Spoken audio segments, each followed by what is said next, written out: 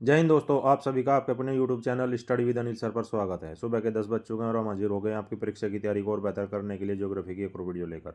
तो वीडियो को like and share करें और हमारे चैनल को सब्सक्राइब करें तथा बेल आइकन को प्रेस करें, जिससे वीडियो को नोटिफिकेशन पहुंचे आप पर सबसे पहले।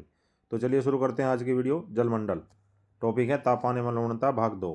क्वेश्चन है, समुद्र में खारेपन का मुख्य कारण क्या है? ऑप्शन 1 भूमि, ऑप्शन 2 समुद्री जीवन, ऑप्शन 3 उल्कापिंड, ऑप्शन 4 ज्वालामुखी। तो समुद्र के खारेपन अथवा सागरीय लवणता का सबसे मुख्य कारण है भूमि। प्रारंभ में जब पृथ्वी की उत्पत्ति हुई, प्रथम ठोस पपड़ी पर पट्टी का निर्माण हुआ तो उस पपड़ी में लवण की मात्रा अधिक थी। पपड़ी के विघटन एवं वियोजन के कारण अपरदन द्वारा लवण सागर में पहुंचने लगे, जिस कारण सागर की लवणता में वृद्धि हुई। ज्वालामुखी की राख से भी लवणता में वृद्धि होती है, परंतु वो एक अन्य कारण है, मुख्य कारण नहीं है। नेक्स्ट क्वेश्चन, निम्नलिखित में से किसका सामुद्रिक जल में लवणता की मात्रा पर कोई प्रभाव नहीं पड़ता? ऑप्शन 1 वृष्टि, ऑप्शन 2 सामुद्रिक जलधाराएं, ऑप्शन 3 बड़ी नदियों के मुहाने, ऑप्शन 4 समुद्र तलीय वनस्पति।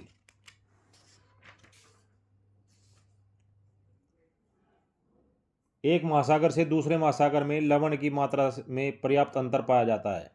इतना ही नहीं, एक ही महासागर के विभिन्न भागों में लवण की मात्रा में भी अंतर पाया जाता है। महासागरों, सागरों तथा झीलों में लवण की मात्रा को प्रभावित करने वाले कारकों को नियंत्रक कारक कहते हैं। इन कारकों में वाष्पीकरण, वर्षा, नदी के जल का आगमन, पवन, सागरीय धाराएं तथा लहरें आदि प्रमुख है। जबकि समुद्र तलीय वनस्पति सामुद्रिक जल की लवणता की मात्रा पर कोई प्रभाव नहीं डालती है। नेक्स्ट क्वेश्चन, समुद्री जल में पाए जाने वाले लवणों में सर्वाधिक मात्रा किसकी होती है? ऑप्शन 1 मैग्नीशियम क्लोराइड की, ऑप्शन 2 मैग्नीशियम सल्फेट की, ऑप्शन 3 कैल्शियम सल्फेट की, या फिर ऑप्शन 4 सोडियम क्लोराइड की। तो डिटमार के अनुसार समुद्र के जल में अनेक प्रकार के लवण पाए जाते हैं, जिनमें से 7 प्रकार के लवण सर्वाधिक महत्वपूर्ण है। इनमें सर्वाधिक मात्रा सोडियम क्लोराइड की होती है। कितनी होती है? 77.8%। इसके पश्चात दूसरी सर्वाधिक मात्रा मैग्नीशियम क्लोराइड 10.9%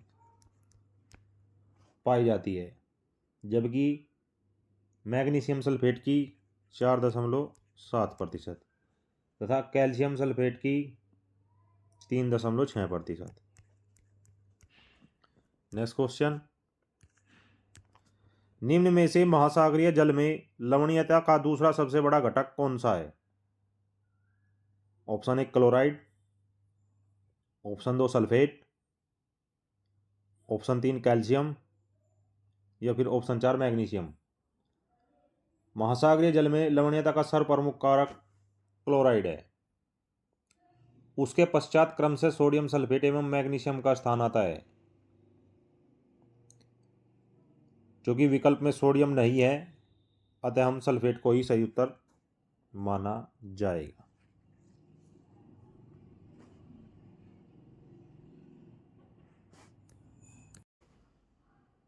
नेक्स्ट क्वेश्चन,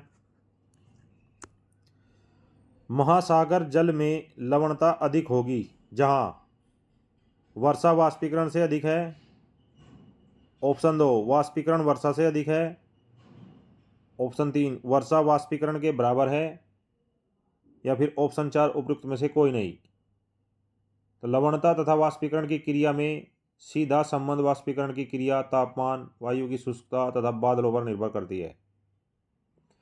वाष्पीकरण की मात्रा जितनी अधिक होगी वहां पर लवणता की मात्रा उतनी ही वृद्धि होगी। उष्ण मरुस्थलों के समीप समुद्री जल में लवणता का अधिक होना इसी वाष्पीकरण क्रिया का परिणाम है। वहीं भारी वर्षा के कारण महासागरीय जल में लवणता घटती है। अतः आपका आंसर है वाष्पीकरण वर्षा से अधिक है। नेक्स्ट क्वेश्चन, महासागरीय जल में लवणता घटती है जब ऑप्शन 1 वाष्पीकरण अधिक होता है, ऑप्शन 2 हवा का वेग अधिक होता है। ऑप्शन 3 भारी वर्षा होती है। या फिर ऑप्शन 4 उपरोक्त में से कोई नहीं। तो महासागरीय जल की लवणता घटती है जब वहां पर भारी वर्षा होती है। नेक्स्ट क्वेश्चन, निम्नलिखित में से किसमें सर्वाधिक लवणता पाई जाती है? ऑप्शन 1 लाल सागर में, ऑप्शन 2 मृत सागर में, ऑप्शन 3 अरब सागर में, या फिर ऑप्शन 4 काला सागर में। सर्वाधिक लवणता जॉर्डन के मृत सागर में पाई जाती है। कितनी है? 238 प्रति 1000। नेक्स्ट क्वेश्चन, निम्नलिखित सागरों में किसमें लवणता सबसे कम है? ऑप्शन 1 लाल सागर, ऑप्शन 2 भूमध्य सागर, ऑप्शन 3 अरब सागर, ऑप्शन 4 काला सागर। तो दिए विकल्पों में काला सागर में सबसे कम लवणता पाई जाती है। काला सागर में नदियों द्वारा जल की आपूर्ति के कारण लवणता कम पाई जाती है। नेक्स्ट क्वेश्चन, तुर्की की प्रसिद्ध वान झील में प्रति 1000 पर कितनी लवणता पाई जाती है?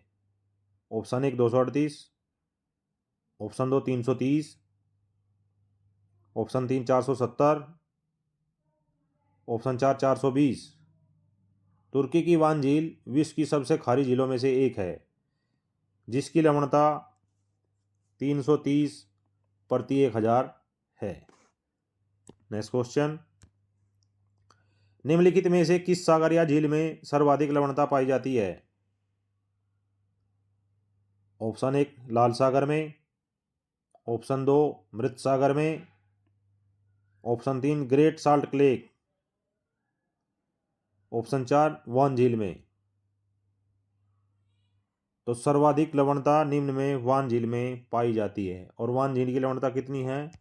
330 प्रति 1000। नेक्स्ट क्वेश्चन, निम्नलिखित में से कौन सा एक कथन असत्य है? ऑप्शन 1 या कथन 1, उत्तरी गोलार्ध की औसत लवणता दक्षिणी गोलार्ध से कम है, यह सत्य है। ऑप्शन 2 गल्फ स्ट्रीम यूरोप के उत्तरी पश्चिमी तट पर लवणता बढ़ा देती है, यह भी सत्य है।